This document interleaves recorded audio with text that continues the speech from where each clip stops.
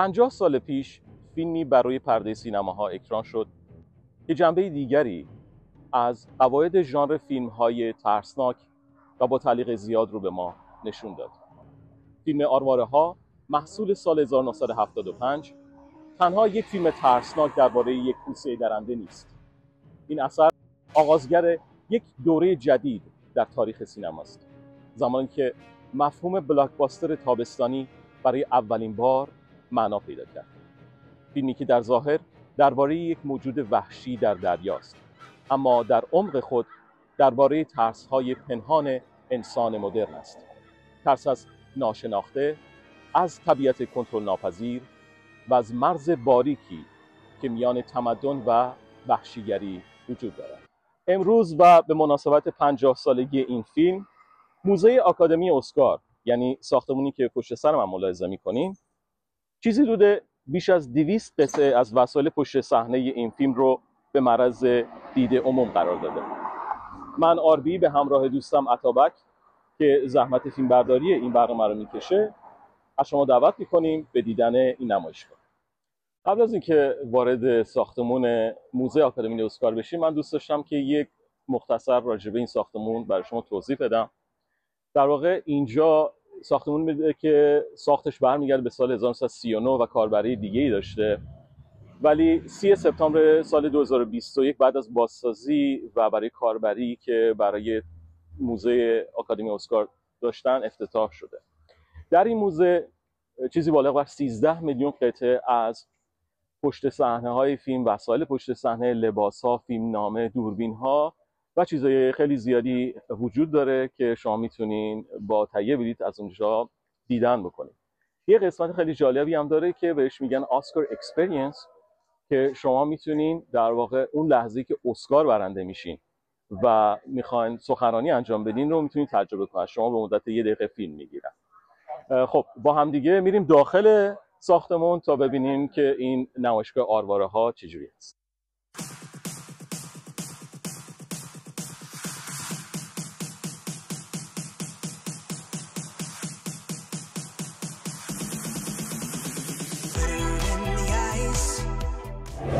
خب اینجا ورودی سالن هست که اومدیم و همونطور که می‌بینید خیلی چیز جالبی رو گذاشتن.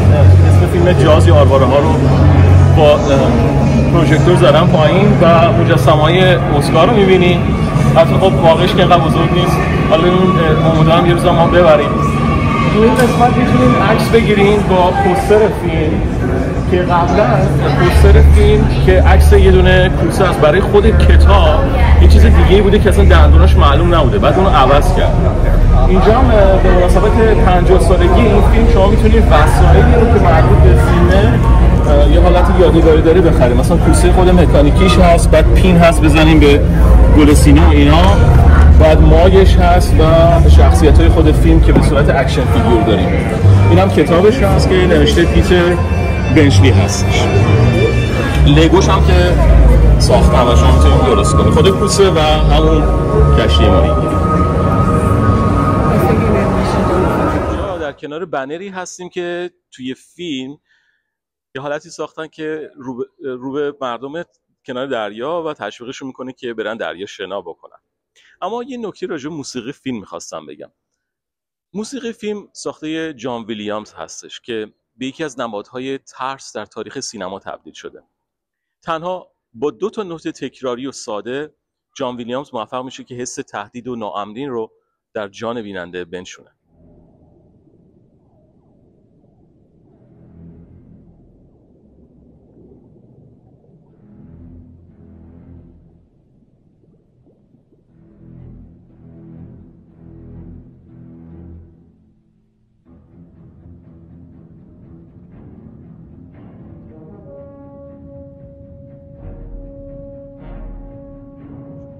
قدرت موسیقی در فیلم آرواره‌ها اونچنانه که حتی پیش از اینکه کوسه رو ببینیم ضربان قلبمون تند میشه. این موسیقی نقش کوسه نامرئی رو در این فیلم بازی میکنه، صدایی که حضورش از تصویر هم قوی تره.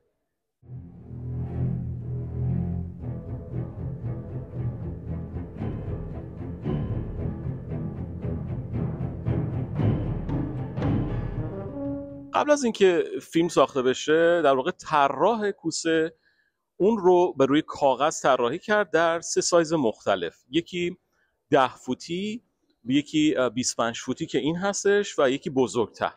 منتها استیون اسپیلبرگ گفته بود که من فکر میکنم همین 25 فوتی رو این طول و اندازش مناسبه برای فیلم استفاده بکنم. چرا؟ چون میگفت اگر که بزرگتر از اون باشه فیلم حالت فانتزی پیدا میکنه و اون حالت دیگه، حالت ژانر ترسناکش نخواهد بود. این مدل هم که الان مشاهده میکنید سالها پیش بعد از فیلم توی یک انباری بود و به اصطلاح خودمون خاک خورده بود و زنگ زده بود، خراب شده بود، ولی کسی که خودش مسئول احیای در واقع این کوسه هست فکر کرده بود که خب با توسط دوستاش که 3 نفر بودن گفتن جمع میشیم و دوباره رنگش میکنیم و ریستورش میکنیم و هدیه میدیم به موزه آکادمی اسکار و این در واقع یکی از اون مدل هایی که توی فیلم استفاده شد. خب ما در واقع به صورت رسمی وارد این نمایشگاه آرواره ها 50 سال بعد شدیم. اولش موسیقی دل رهبر خود فیلم رو میزنه و اسم فیلم رو اینجا مشاهده میکنه. خیلی فضای تاریک و عجیبی درست کردن. حالا در باز کردن خود نور اومد تو ولی کلا خیلی تاریک. خب بریم ببینیم چه خبر.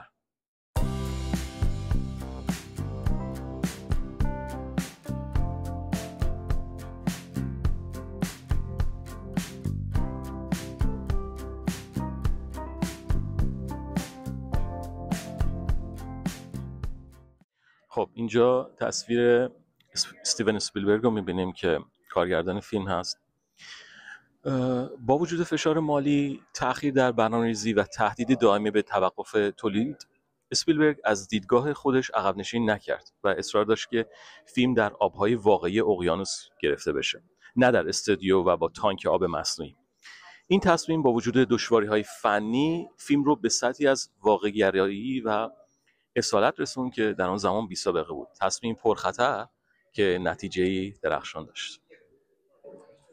استیون اسپیلبرگ زمانی که هنوز کارگردانی جوان و نسبتاً ناشناخته بود، با ساختن این فیلم نشون داد که چگونه میتوان با استفاده از محدودیت‌ها اثری ماندگار خلق کرد. کوسه مکانیکی فیلم دائما خراب میشد و اجازه نمیداد سازندگان آن را زیاد در صحنه نشان دهند. همین محدودیت فنی اسپیلبرگ رو وادار کرد که ترس رو از راهی مؤثرتر به ما القا بکنه، یعنی ندیدن. ما از چیزی میترسیم که اونو نمیبینیم اما حضورش رو حس میکنیم. خب اینم کلیپر بورد یا به اصطلاح خودمون کلاکت فیلم هست که اون موقع استفاده کردن. اگه نگاه کنین اون قسمت بالاش مثل دندونای کوسه درست کردن و اسم فیلم هست، اسم کارگردان و کدوم دوربین استفاده شده و چه تاریخیه، 22 ژانویه 1975 و روش هم نوشته که بی کامرا، یعنی دوربین شماره دوربین بی، دوربین دوم احتمالا. خب یه قسمتی توی فیلم هست که یه دالیزوم خیلی قشنگ داره و شخصیت پلیس لب ساحل نشسته و یه نفر انگار داخل آب میبینه که پشت سرش کوسه است و اونجا یه دالیزوم اتفاق میفته. این دستگاهی که الان اینجا میبینین شما با اسکن کردن این بارکد میتونین اون دالیزوم رو دوباره روی خودتون امتحان کنین و اون فیلم رو بگیرین، اون قسمتش رو، به این صورت که دوربینتون رو یا موبایلتون اینجا قرار میدین و اینجا میشینین و باید اینو حرکت بدین به سمت جلو و دالیزوم اتفاق میفته. حالا من فیلمشو بعداً برای شما میذارم چون خودم اینو انجام دادم. خب یه بار دیگه اینو میبینیم ولی آرومتر. اینجا پشت صحنه و عکس اون قسمتی که میخواستن دالیزوم رو انجام بدن توی فیلم. همونطور که اینجا نوشته و شما حتما میدونین، دالیزوم اولین بار در فیلم سرگیجه هیچکاک این تکنیک استفاده شده و اونجا میبینین که شخصیت پلیس فیلم نشسته. یه چیز جالبی که این نمایشگاه داره اینه که ما اینجا اون رختکن‌های اونجا که مردم دوش میگرفتن و اون چادرها رو که اینجا میبینین در اون قسمت نمایشگاه مثل اون رو بازسازی کردن که اون حالت اون رختکن‌ها رو به شما بده.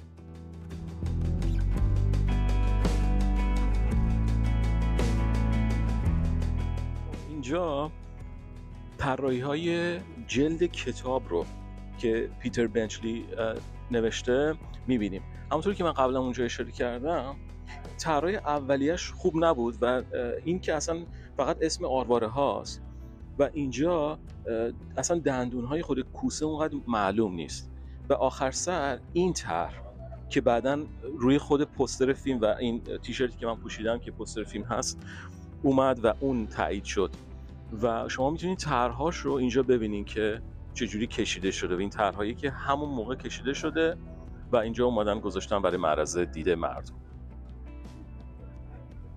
اینجا دوربینی که زیر دریا استفاده کردن توی فیلم رو میبینیم، دوربین پاناویژن. و چیزی که برای من جالبه اینه که دوربین بسیار سنگینی هست که اینجا هم تو عکس میبینین چند نفر دستیار نیاز داشته که اونو کنترل بکنن و الان اگه شما یه مستند یا فیلم بخواید زیر دریا درست بکنین، مثلا دوربینی که شما با یه دست یه نفر میتونه کنترل کنه، خیلی سبک خواهد بود. دوربین دیگه‌ای که اینجا گذاشتن و در خود فیلم استفاده شده به همراه لنزش، اونم یه دوربین پاناویژن هست که خیلی جالبه برام. همیشه دیدن لنز ها و دوربین ها برای من که عکاسی زیاد میکردم جالب هستش و حتی خود لنز هم مال پاناویژن هست. فیلم نام اولیه فیلم آرواره ها وفادار به خود رمان بود، اما عناصر غیر سینمایی زیادی داشت.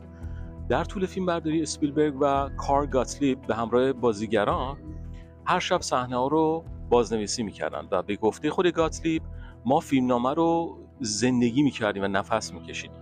نتیجه این شد که دیالوگ هایی طبیعی به وجود اومد و شخصیت های باورپذیر و لحظاتی انسانی که فیلم رو از یک اثر فقط صرف ترسناک فراتر میبره.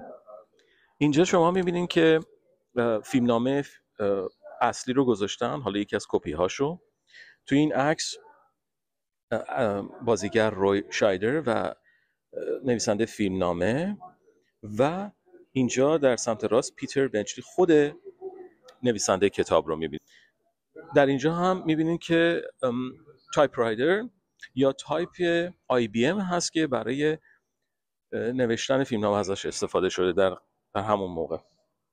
اینجا هم شما میبینید که نوشته فاینال درافت اسکرین پلی که در واقع نسخه پایانی آماده شده فیلمنامه هست که استیون اسپیلبرگ در سال 1974 و در 3 آپریل اون رو قبول کرده که استفاده بکنه.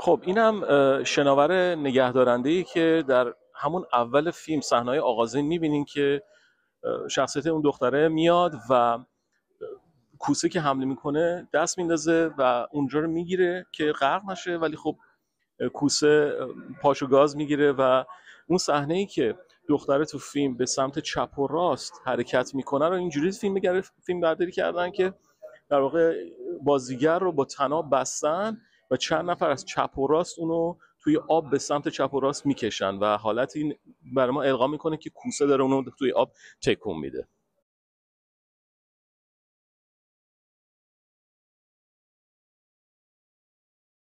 این در واقع بج رئیس پلیس که روی شایدر نقشش رو باز میکرد، مال همون فیلمی که اینجا گذاشتن.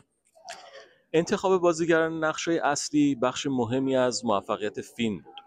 روی شایدر به شکلی کاملا تصادفی در یک مهمانی پیشنهاد بازی در نقش رئیس پلیس رو داد و اسپیلبرگ هم به اون اعتماد کرد. این بازیگر با چهره جدی، گاهی نگران و بازی بی ادعا شخصیتی ساخت که هر بیننده‌ای میتونه با اون همزاد پنداری کنه. مردی درگیر با ترس، مسئولیت و خانواده.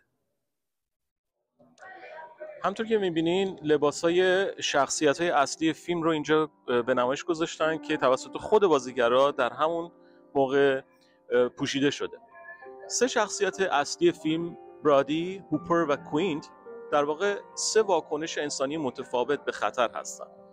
یکیشون میترسه اما عمل میکنه، یکی تحلیل میکنه اما گاهی ساده‌لوحه و دیگری به طور وسواسگونه‌ای به جنگ میره. این تنوع شخصیتی فیلم رو از سطح یک تریلر زیستی فراتر میبره و به بررسی روانشناسی انسان در مواجهه با بحران بدل میکنه.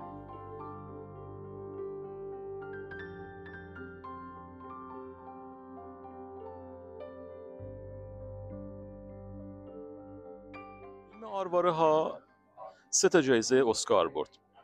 یکی برای تدوین که اینجا میبینین که ورنا فیلدز برای تدوین فیلم برنده شد، بعد برای موسیقی متن که جان ویلیامز بود برنده شد و صدا برداری فیلم. اینجا شما در اون قسمت میتونید این تصویر جان ویلیامز رو ببینید و ارکستری که داره باش کار میکنه. در این قسمت شما میتونید با ارگی که گذاشتن و کیبوردی که قرار دادن اون 2 تا نوت رو طبق همون نوتایی که اون بالا نوشته و خیلی ساده هم توضیح دادن میتونید دوباره همون موسیقی فیلم رو بزنید که من برای شما اجرا میکنم. اینجا همونجور که توضیح دادم یک کیبورد خیلی کوچیک گذاشتن و روی 2 تا نوتی که شما بزنید و توی فیلم همون اول شنیده میشه نور آبی و قرمز حالت صورتی گذاشتن و اینجا هم توضیح دادن که چجوری بزنید. هم نوتش هست و همون از لحاظ اینکه رنگا رو چجوری رعایت بکنید.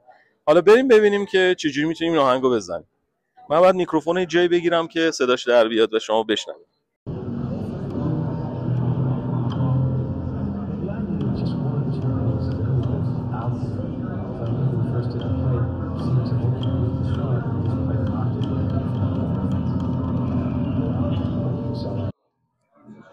خب راجع به اسکار تدوین و کلا تدوین صحبت کردیم.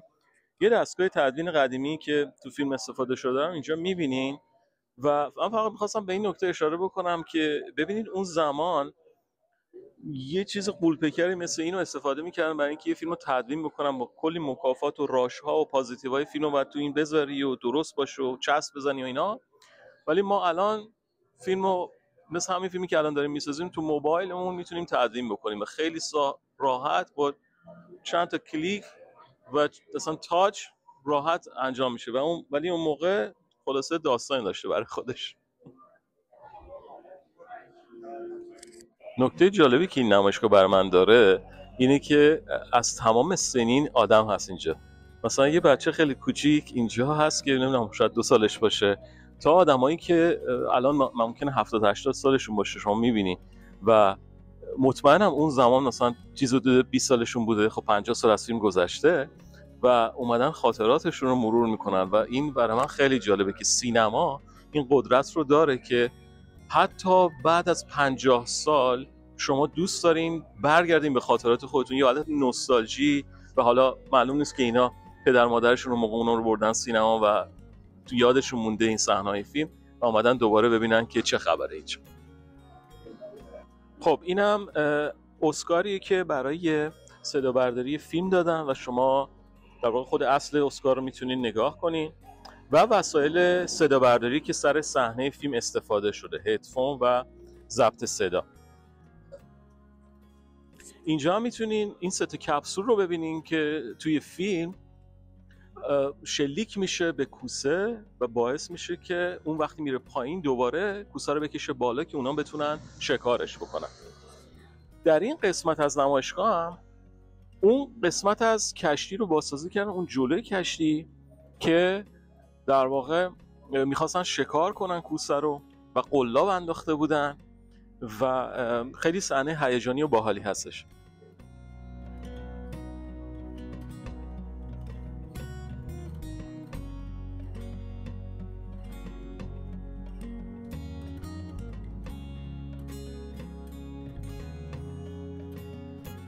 یکی از مشکلاتی که اون موقع با مدل کوسایی که درست کرده بودن داشتن این بود که اونا فکر نکرده بودن که این مدل رو باید برای آب شور بسازن، برای آب شیرین ساخته بودن و وقتی که مدل افتاد توی دریا باعث شد که شوری آب تمام قسمت‌های مکانیکی و قسمت‌های الکترونیکی رو شروع کنه به خوردن و فاسد میکرد و از بین میبرد و برای همین است که شما در داخل فیلم همون 80 دقیقه اول ما کوسه رو نمیبینیم و جریانش اینه که چون کوسه خراب بوده تو فیلم نتونستن نشون بدن، نه اینکه مثلا از قصد بگن خب حالا 80 دقیقه اول فیلم نباید کوسه باشه، ولی خب این به نفع فیلم بوده.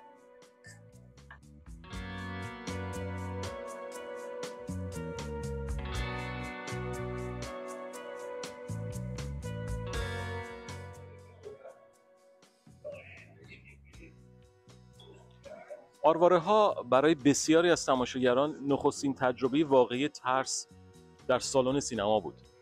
هیجانی جمعی، فریادهای همزمان و دستهایی که به دسته صندلی چنگ می‌زدند. حتی گزارش‌های مبنی بر حمله قلبی خفیف در برخی سالن‌ها منتشر شد. سینما دیگر صرفاً سرگرمی نبود، میتونست ضربان قلب رو تغییر بده.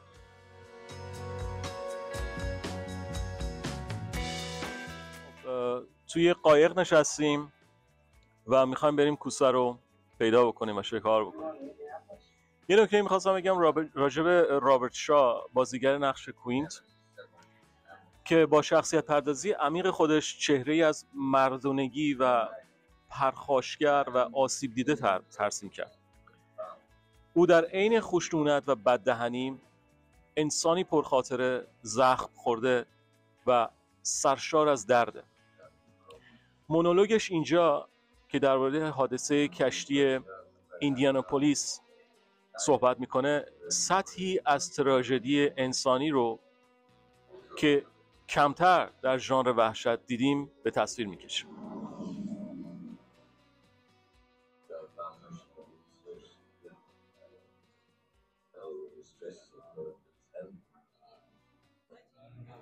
تبلیغات تلویزیونی گسترده برای آرواره‌ها پیش از اکران رسمی تاکتیکی نوآورانه بود که تحولی در بازاریابی سینمایی ایجاد کرد. یونیورسال 3 شب متوالی در 3 شبکه اصلی آمریکا تیزرهای 30 ثانیه‌ای پخش کرد. کاری که در اون زمان واقعا بی سابقه بود.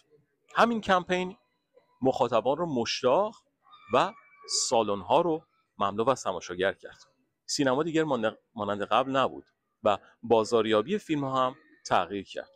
یه چیز جالبی که در مورد هالیوود وجود داره اینه که هالیوود فقط فیلم نمیسازه. بعد از اینکه فیلم رو ساخت تا سالیان متمادی یادگاری‌هایی رو به هر شکلی که شما فکر کنین میسازه و میفروشه و همینطور که الان اینجا میبینین حتی از کیف، از عروسک، از پچ‌ها، از بچ‌ها، از همه چی استفاده میکنه که یک چیز فیزیکی از فیلم شما در خونه خودتون به عنوان یادگار داشته باشید.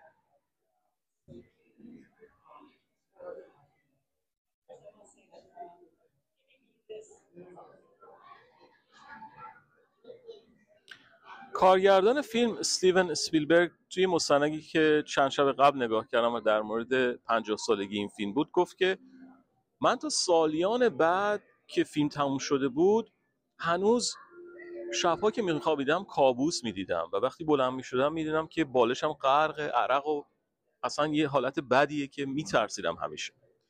و میگفت ما اون موقع نمیدونستیم که من PTSD دارم و اون بحران‌هایی که زمان ساخت فیلم دوچارش شده بوده باعث شده بوده که اون این اضطراب رو با خودش سالها حمل بکنه تا جایی که در یونیورسال استودیوز و جایی که مردم میتونن برن و اون موقع یک فضایی درست کرده بودن توی استخری که اون کوسه از داخل آب میومد بیرون. یک چیز شبیه این قایق هم درست کرده بودن که مردم سوار میشدن و میرفتن کوسه رو میدیدن و استیون اسپیلبرگ گفت من قاچاقی سوار اون قایق میشدم اون پشت و زمانی که مردم این میرفتن کوسه رو ببینن من تو قایق بودم و گریه میکردم و فقط وقتی که اون گریه ها رو انجام میدادم بعد از سالها حالم بهتر شد و در واقع یادم رفت که چه داستانهایی پشت سر این فیلم برای من گذشته.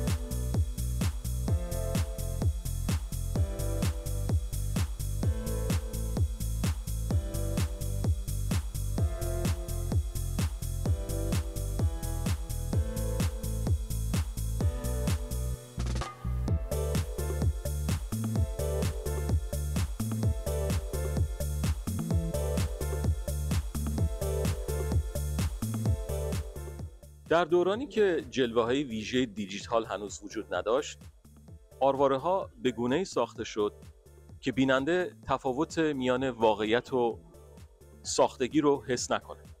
ترکیب تصاویر واقعی کوسه با مدل‌های مکانیکی، تدوینی بی‌نقص و دوربین‌گذاری دقیق باعث شد که همه چیز کاملا واقعی به نظر برسه. و همینطور که می‌بینید تصاویر پشت صحنه مدل‌های مکانیکی کوسه هست که اینجا از همون اول که حتی عکسشو کشیدن تا وقتی که کامل شده و در داخل دریا هست نشون داده شده. و طبق مستندی که من چند روز پیش دیدم، یکی از بازیگران میگفت که اکثر مواقع، یعنی 80% مواقع، کسانی که مسئول کنترل کوسه بودن میگفتن توی بی سی میگفتن که کوسه کار نمیکنه. و وقتی که کوسه کار میکرد مثلا میگفتن که خب قایق کار نمیکنه. و حتی یه بار قایق که در تون بودن بازیگرا غرق شده و مشکلات بسیار زیادی داشته این فیلم. و به نظر من با وجود تمام مشکلات یک شاهکار خیلی خیلی کلاسیک و زیباست.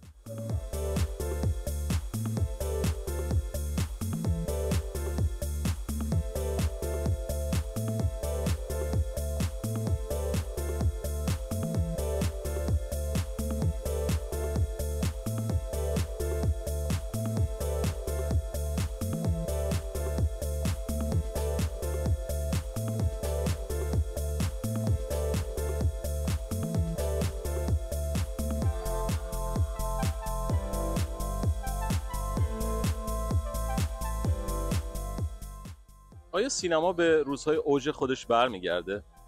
روزهایی که مثل همین فیلم آرواره‌ها مردم برای دیدنش جلوی سینما و تا چند تا خیابون صف بکشن؟ آیا شرکت‌های استریم، یوتیوب و چیزهای دیگه این اجازه رو به سینما میده که بار دیگه به شکوه خودش برگرده؟